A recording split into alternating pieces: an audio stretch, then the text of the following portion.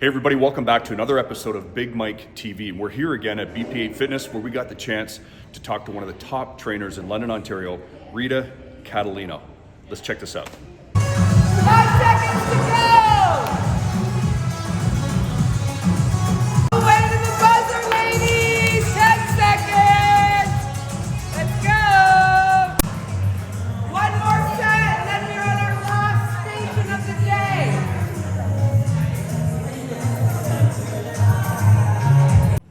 Rita, welcome. It's so great to meet you. Thanks for being here and taking the time to be here with us on the channel. Now, I know you've been in the fitness industry for a long time, and I think what the people would really... Are you calling me old? What I think people would really love to know is your journey along the way. Like, what got you to where you are today?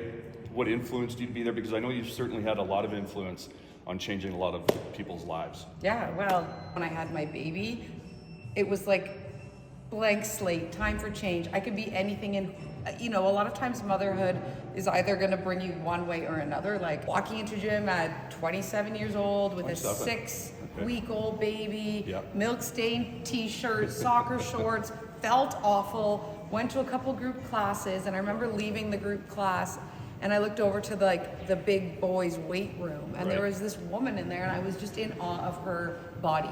She was a super nice girl. I still remember her name. I know who she is.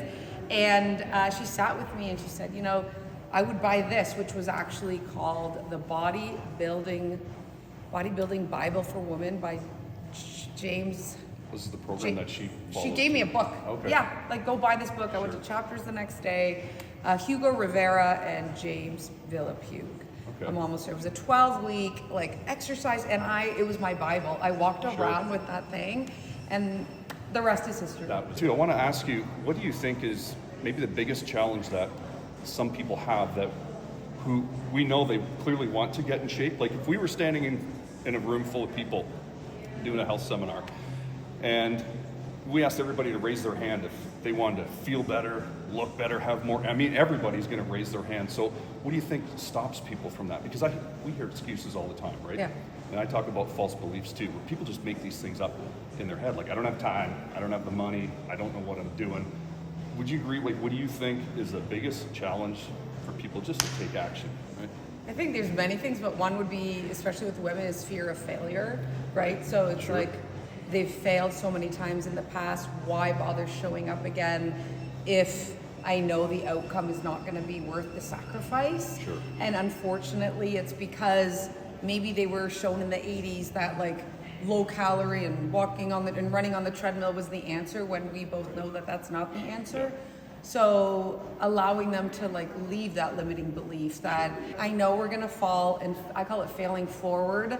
So that's just keep going and going and going until you hit that mind. But a lot of time people are turning around right before they hit the jackpot, the answer, the whatever it is. Do you do mainly in person, or do you do some online coaching? Because remember when we talk about the lockdowns all the time, because I'm still bitter about that, but people felt isolated, they let themselves get out of shape. Everybody transitioned to doing this online coaching, and I think it's really blown up, but it's so important still to have that in-person connection with people. So my background is online coaching. So I did it when nobody was doing it. So I started in 2015 maybe, so I've been online space for 10 years. I didn't even have a web page. I was sending people live Word documents because I wanted to reach people in other parts that weren't close to me, because I was a burnt out personal trainer. That's my background. I've been there. You've been there, right? And you can only train so many people in person. And then when I had my little girl and I started training in the gym, I said, how can I reach more people?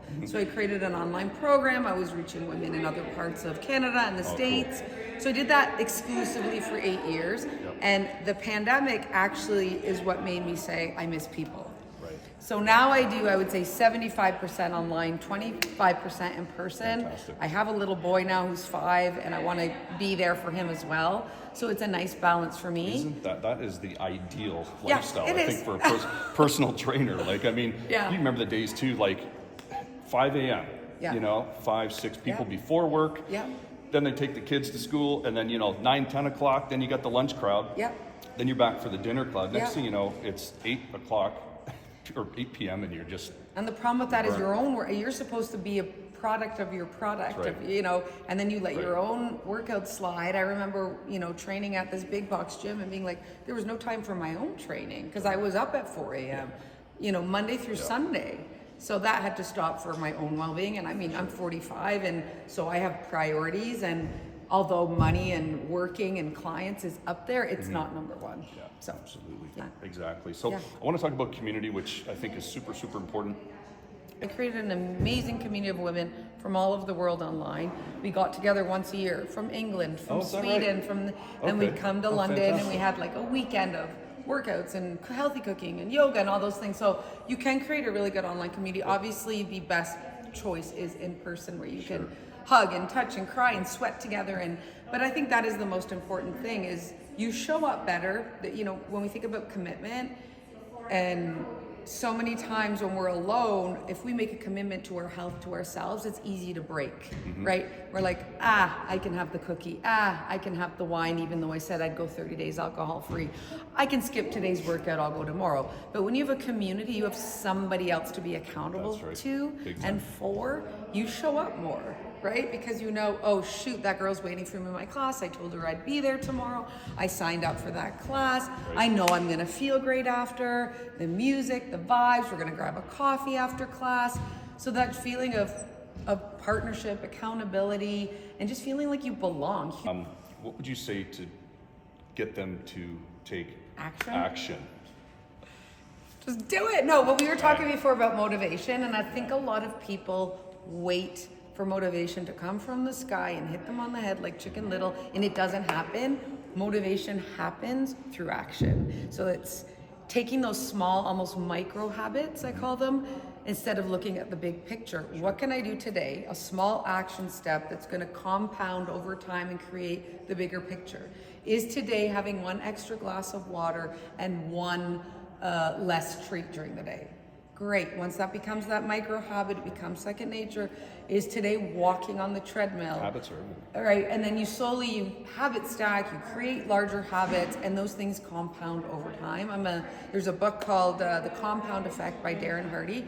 I would totally Fantastic. recommend it. An Love amazing that book. book. Yeah, Amazing. and it just shows even the difference of like the exact same two people when they're 15 years old over the trajectory till they're 60, and the tiny habits that they've each done in different directions. Right. Like this one decided to save a penny a day, do 10 push-ups a day, you know, not drink one less beer a day, whereas this one had one more beer a day, spent one more penny a day, and did one less rep a day.